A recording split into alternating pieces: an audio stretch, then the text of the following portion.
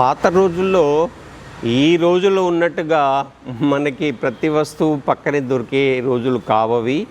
Super మార్కెట్లు, తర్వాత ప్రతి చోట ఒక షాప్ లాంటిది ఉండి దాంట్లో వస్తువులు దొరికే రోజులు పాత రోజుల్లో కాదు.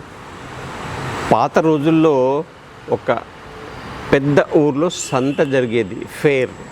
ఆ సంతలోకి చుట్టుపక్కల ఉన్న గ్రామాల నుంచి అందరూ జనాలు వచ్చేసి ఆ పర్టికులర్ రోజు ఆ సంతలో వస్తువులన్నీ కొనుక్కొని మళ్ళీ తమ గ్రామానికి వెళ్తారు. అది వారానికి ఒకసారి, 15 రోజులు ఒకసారి జరుగుతుంది. ఇప్పటికీ కొన్ని ప్రాంతాల్లో సంత జరుగుతూనే ఉంటుంది.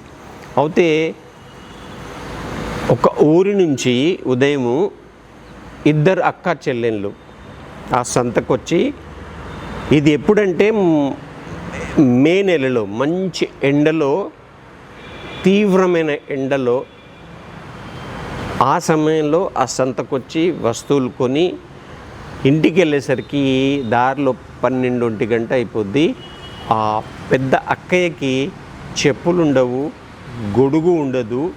కానీ ఆ వస్తువులు కొని, ఆ బరువైన వస్తువులు తల మీద పెట్టుకొని తన చెల్లిని సంకలో ఎత్తుకొని ఇంటికి ప్రయాణం అవుద్ది. పర్చేస్ చేసిన తర్వాత ఆ దారిలో ఒక పెద్ద ఆయన కలిసి, ఏంటమ్మా నీకేమైనా బుద్ధి ఉందా?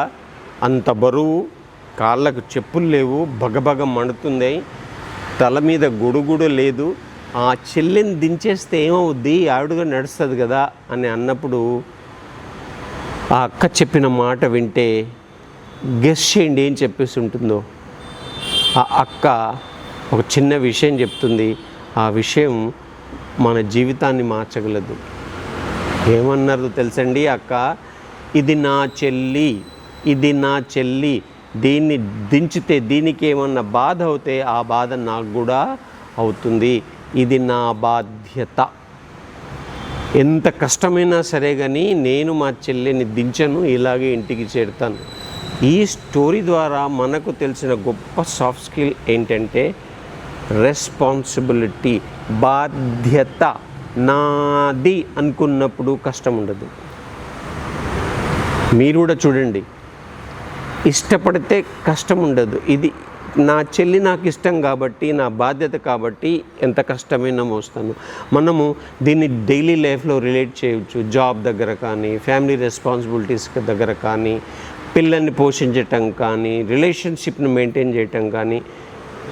నాది అనుకున్నప్పుడు బాధ, కష్టం ఉండదండి.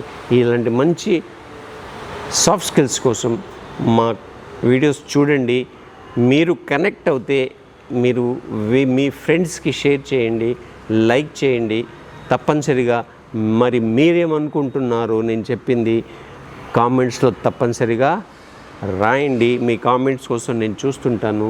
తర్వాత ఇలాగే ఒక రాజు కథ, కమ్యూనికేషన్ గురించి ఒక రాజు కథ చెప్తున్నాము. దాన్ని కూడా మీరు తప్పనిసరిగా చూడండి.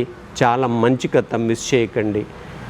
ఈ వీడియో మీకు నచ్చినట్టయితే తప్పనిసరిగా సబ్స్క్రైబ్ చేయండి.